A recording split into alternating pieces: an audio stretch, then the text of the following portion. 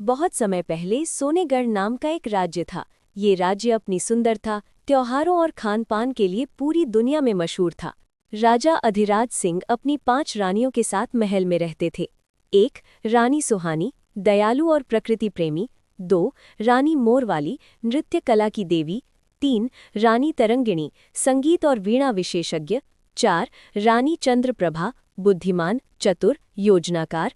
5 रानी वसुधा, खेती, रसोई और देशी खाने की महारानी। हर रानी में एक अलग हुनर था, लेकिन एकता नहीं थी। सबको लगता था कि वही सर्वश्रेष्ठ है।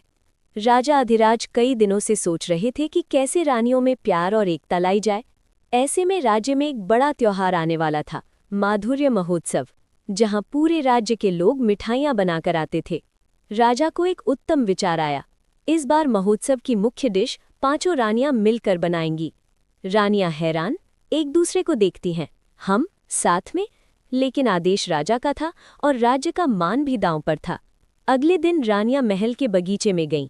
वहीं अचानक एक बुजुर्ग महिला आई। उसने कहा, मैया, सच में मिठास लानी हो तो चमत्कारी गाजर लाओ, जो केवल अनंत वन में उगती हैं।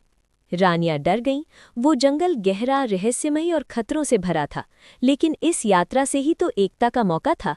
वे 5 साथ चल पड़ीं। जंगल की परीक्षा। जंगल में उन्हें अलग अलग चुनौतियां मिली। 1 कांटों का जंगल, जहां पेड़ पौधे रास्ता रोक लेते।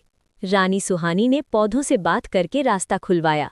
2 नाचते पुल का रहस्य, जो हर कदम पर हिलता था। रानी मोरवाली ने अपने नृत्य चालों से पुल को शांत किया। 3 गूंजती गुफा, जहां हर आवाज कई गुना बढ़कर डराती थी। रानी तरंगिणी ने अपनी वीणा से शांत संगीत बजाया। 4 पहेलियों वाला द्वार, जहां चंद्रप्रभा की बुद्धि काम आई। 5 जड़ी बूटी राक्षस, जिसे वसुधा की वनस्पति ज्ञान ने शांत किया। इन सब चुनौतियों से गुजरते हुए रानियों को पहली बार महसूस हुआ कि उनका असली बल उनकी टीम है। आखिरकार वे पहुंची जादुई लाल गाजरों के मैदान में, जो चांद की रोशनी में चमक रहा था। उन्होंने गाजरें ली और महल लौटाईं। अब असली काम शुरू हुआ। 5 ने अपने हुनर मिलाए। रानी सुहानी सबसे ताज़ी सुगंधित गाजरें धोकर लाईं।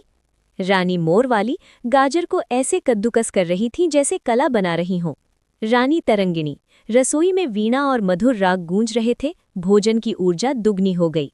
किताब रानी चंद्रप्रभा ठीक ठीक अनुपात से मेवे, दूध, चीनी, इलायची तय कर रही थीं।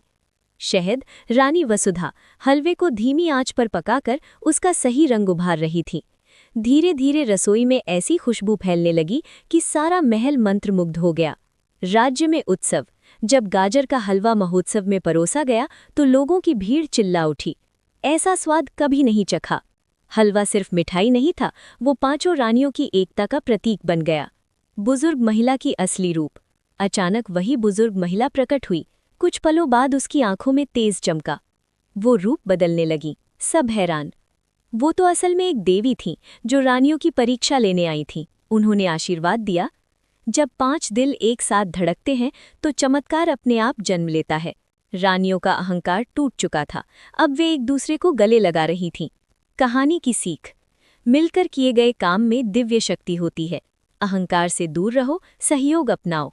हर व्यक्ति में एक अनोखा हुनर होता है। एकता सबसे बड़ी मिठास है।